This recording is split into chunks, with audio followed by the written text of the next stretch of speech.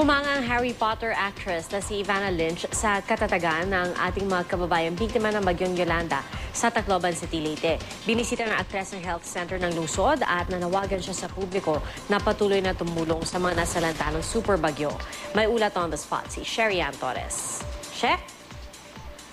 Pia, nagkarga ng bata at nag-alalay na magbigay ng supplement dito, sabay konting paalala sa ina ng bata na alagaan ng kanyang sagol. Ilan na ito sa ginawa sa Tacloban City Health Center ni Evanna Lynch, also known as Luna Lovegood sa Harry Potter movie series, kasabay ng kanyang pagbisita sa mga biktima ng Bagyong Yolanda.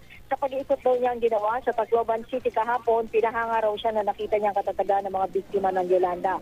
Mahirap na ang katayuan sa bunkhouses, palagi pa rin daw nakatawa ang mga Pilipino at nananatiling masaya.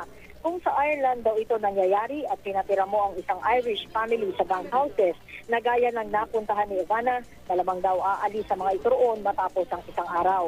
Naawa raw si Evanna sa hirap na dinaranas ng Yolanda victims, pero mahigpit niyang paalala sa mga bata, ituloy ang kanilang pag-aaral kahit pahirap sila ngayon sa buhay. Wala nang tatalo sa gandang idudulot ng edukasyon sa paglago ng buhay ng isang tao. Alam daw niyang kailangan pa rin talaga ng mga itutulong, lalo na ng mga bata.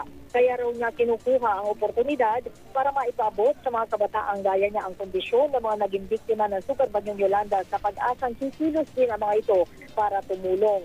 Maswerte raw siya at personal niya nakita ang mga nangyayaring ito. Unang pagkakataon lang daw kasi niya dito, Pia, at pabiro niya sinabi na ang unang niya masasabi tungkol sa Pilipinas ay mainit. Hindi niya rin itinago ang pagkagulat at tuwa nang malaman niyang napakarami raw palang Harry Potter fans sa Pilipinas. Nagpasalamat siya sa kanilang mga tagahanga.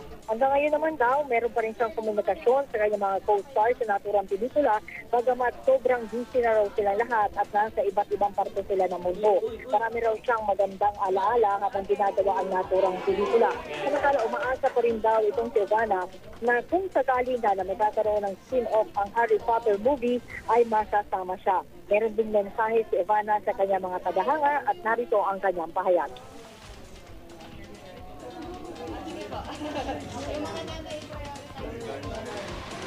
Pia, matapos ang sandali na pagpunta niya sa Tacloban Health Office o Health Center, ay agad na rin siyang umalis at kasama ang ibang UNICEF officials, mag-iikot pa rin daw si Evanna dito sa Tacloban. Yan muna ang latest mula rito. Balik sa Pia.